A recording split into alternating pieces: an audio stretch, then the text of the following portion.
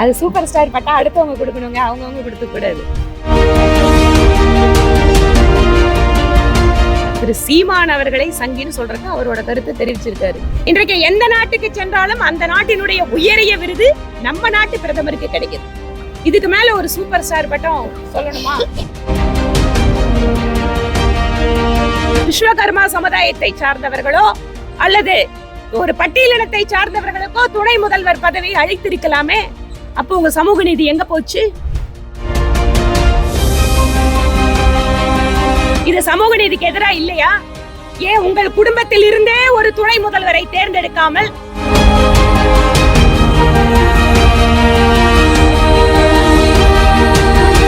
பிரதமர் நரேந்திர மோடி அவர்கள் வெளிப்படைத்தன்மையோடு நேர்மையான நிர்வாகம் செய்கின்ற காரணத்தால் யார் பலன் பெற வேண்டுமோ அவர்கள் நேரடியாக விண்ணப்பிக்கலாம். அவர்கள் அந்த குறிப்பிட்ட தொழிலை செய்து கொண்டிருக்கிறார்களா என்பதை அந்தந்த பகுதியில் இருக்கக்கூடிய நபர்கள் ஒரு குழுவாக முடிவு செய்யட்டும் என்றுதான் சொல்லி இருக்கிறார். இதுல எங்க தவறு வந்துச்சு? நீங்க அந்த தொழில் செய்யறவங்களுக்கு தான் கொடுக்கணும், கட்டாயம். அதுதான், யாருக்கும் எந்த மாற்றமும் கிடையாது. ஆனால் தமிழக அரசு இன்னொரு ரூட்ல வேலை செஞ்சு பழக்கப்பட்டவங்க. இங்க ஒரு திட்டத்தை அறிவிப்பாங்க, ஆனா பலன் பெறுவது யாருன்னு பாத்தீங்கன்னா அரசாங்கத்திற்கு நெருக்கமாக இருப்பவர்கள் அல்லது அமைச்சர்களுடைய ஆசி பெற்றவர்கள் அல்லது ஆளும் கட்சிக்காரர்கள், ஆளும் கட்சிக்கு நெருக்கமாக இருப்பவர்கள். இப்படி இருக்கிறவங்களுக்கு உதவி செய்து செய்து பழகிவிட்ட காரணத்தினால் இந்த மாதிரி ஒரு வெளிப்படைத்தன்மையோடு ஒரு திட்டம் இங்கு அமல்படுத்தப்படுவதை திமுக அரசு விரும்பவில்லை. இதுதான் உண்மை. இந்த உண்மைக்கு மாறாக இது சமூக நீதிக்கு பாதிப்புறது, இது பிறப்பின் அடிப்படையில தூக்கி பிடிக்குது. சமூக நீதி பேசுகின்ற மாநிலத்தினுடைய முதல்வர் பிறப்பின் அடிப்படையில் முக்கியத்துவம் கிடையாதுன்னு சொல்லக்கூடிய மாநிலத்தினுடைய முதல்வர் ஏன் உங்களோட குடும்பத்தை சார்ந்த உங்கள் மகனுக்கு மட்டும் துணை முதல்வர் பதவியை அளிக்க வேண்டும்? இது சமூக நீதிக்கு எதிரா இல்லையா? ஏன் உங்கள் குடும்பத்தில் இருந்தே ஒரு துணை முதல்வரை தேர்ந்தெடுக்காமல் நீங்க சொல்றீங்களே எல்லாருக்கும் சமூக நீதி நாங்க கொடுக்கிறோன்னு, விஸ்வகர்மா சமுதாயத்தை சார்ந்தவர்களோ அல்லது ஒரு பட்டியலினத்தை சார்ந்தவர்களுக்கோ துணை முதல்வர் பதவி அளித்திருக்கலாமே. அப்போ உங்க சமூக நீதி எங்க போச்சு? சமூக நீதி பேசுகின்ற மாநிலத்தினுடைய முதல்வர் இந்த தமிழகத்து மண்ணுக்கு பெருமை சேர்க்கின்ற தொழிலை செய்கின்ற பாரம்பரியமான கைவினை கலைஞர்கள் இன்று உலகத்திற்கே உதாரணமாக நம்முடைய கல் சிற்பங்கள், மர சிற்பங்கள், கோயிலுடைய பணிகள் என்று எத்தனையோ உதாரணங்களை சொல்லலாம். தமிழகம் இன்று 1000 வருடம் 1500 வருடம் பாரம்பரிய கலைகளோடு இன்று உலகத்தில் எங்கு சென்றாலும் தமிழகத்தினுடைய கலைஞர்கள், கைவினை கலைஞர்கள் நமக்காக பெருமையை கொண்டு வந்து சேர்த்து கொண்டிருக்கிறார்கள். அவர்களுடைய வயிற்றில் அடிக்கும் வேலையை இந்த திமுக அரசு செய்து கொண்டிருக்கிறது.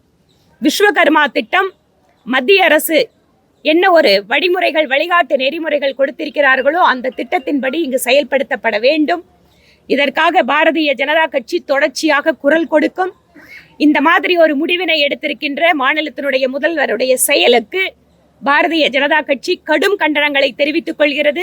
இது தொடர்பாக மேற்கொண்டு எங்களுடைய ஆர்ப்பாட்டமோ போராட்டமோ எதுவாக இருந்தாலும் கட்சியினுடைய மாநில தலைமையோடு மாவட்ட தலைவரும் இது தொடர்பாக பேச இருக்கிறார். அதனால் இது தொடர்பாக மாநில நிர்வாகத்திடம் கருத்து தெரிந்து கொண்டு கருத்தை அறிவித்துவிட்டு அதற்கு பின்பாக எங்களுடைய அடுத்த கட்ட நடவடிக்கைகள் இருக்கும் என்பதை தெரிவித்துக் கொள்கிறோம்.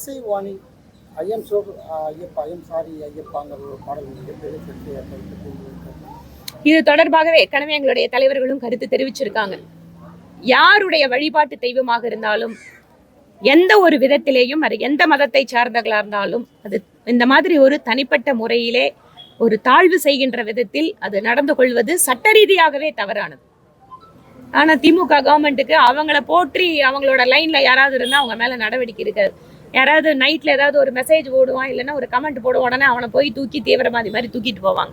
இதுதான் திமுக அரசோட கருத்து சுதந்திரம். கூட்டத்தில் சீமான் பேசும்போது என்ன சொல்றாருன்னா, என்னை சங்கியாக்க பார்க்கிறாங்க, I hate it very ugly very பேட்னு பேசுறாங்க சீமான். திரு சீமான் அவர்கள் அவரோட கட்சி கொள்கையோடு அவர் இருந்துட்டு இருக்காரு. இதுல பிஜேபி காரங்களோட சேர்றவங்கள சங்கி அப்படின்னு சொல்லி ஒரு பதத்தை வைத்து இழிவுபடுத்துறவங்க இருக்காங்க. இந்த சங்கின்னு சொன்னா ஒரு தேச பற்றாளர்கள், தேச நலனுக்காக, ஒரு தேச ஒற்றுமைக்காக பாடுபடுறவங்களை பெருமிதத்தோடு எடுத்துக்கிறவங்களும் இருக்காங்க. அதனால திரு சீமான் அவர்களை சங்கின்னு சொல்றதுக்கு அவரோட கருத்தை தெரிவிச்சிருக்காரு. திரையுலகில் வந்து காவி வந்து காவின்னு சொல்றாங்க, காவி வந்து அக்லி, ஐ ஹேட் இட் அப்படின்னு சொல்லி காவியை சொல்லியிருக்கு. சங்கி அப்படின்றது சொல்லல, காவி அப்படின்றத மேல காவி சாயம் பூச பாக்குறாங்க. காவி அப்படின்றது வந்து அக்லி. காவி அப்படிங்கறத அவர் அதுதான் சொல்றேன். காவி அப்படிங்கறத அவர் ஐடியாலஜியோட சேர்த்து எடுத்து பேசுறாரு. காவி அப்படிங்கிறது இந்த நாட்டினுடைய ஏதோ ஒரு பிஜேபி கட்சிக்கு சொந்தமான நிறம் கிடையாது. காவி என்பது இந்த நாட்டினுடைய பாரம்பரியம். காவி என்பது இந்த நாட்டிலே தியாகத்தை குறிக்கக்கூடிய ஒரு நிறம். காவி என்பது சனாதன தர்மத்தோடு மிக உயர்ந்த நிலையில் வைத்து பார்க்கக்கூடிய ஒரு நிறம். அதை அவர் தவறாக புரிந்து கொண்டிருந்தால் அதுக்கு நாங்க வந்து ரொம்ப சாரிங்க, நீங்க சரியா புரிஞ்சுக்கோங்கன்னு தான் சொல்லணும். அரசியல்ல வந்து சூப்பர் ஸ்டார்னா சீமான் தானமா, சினிமால ரஜினி சூப்பர் ஸ்டார் மாதிரி அரசியல்ல சூப்பர் ஸ்டார்னா நான் தான் அப்படின்னு இருக்காரு. அது சூப்பர் ஸ்டார் பட்டா அடுத்தவங்க கொடுக்கணுங்க, அவங்கவுங்க கொடுக்க கூடாது. நீங்க யாருக்கு நினைக்கிறீங்க அரசியல்ல சூப்பர் ஸ்டார்? அரசியல்ல சூப்பர் ஸ்டார்னா இன்று 3வது முறையாக பொறுப்பேற்று என்ன இன்று உலக நாடுகள் மத்தியில் இந்தியாவிற்கு புதிய கௌரவத்தை, புதிய மரியாதையை தேடி கொடுத்து கொண்டிருக்கும் இன்று உலக நாடுகள் எல்லாம் மிகச்சிறந்த தலைவர் என்று பட்டம் அளித்து கொண்டிருக்கக்கூடிய நம்முடைய பிரதமர் மோடி அவர்கள் தான் சூப்பர் ஸ்டார். இன்றைக்கு எந்த நாட்டுக்கு சென்றாலும் அந்த நாட்டினுடைய உயரிய விருது நம்ம நாட்டு பிரதமருக்கு கிடைக்குது. இதுக்கு மேல ஒரு சூப்பர் ஸ்டார் பட்டம் சொல்லணுமா?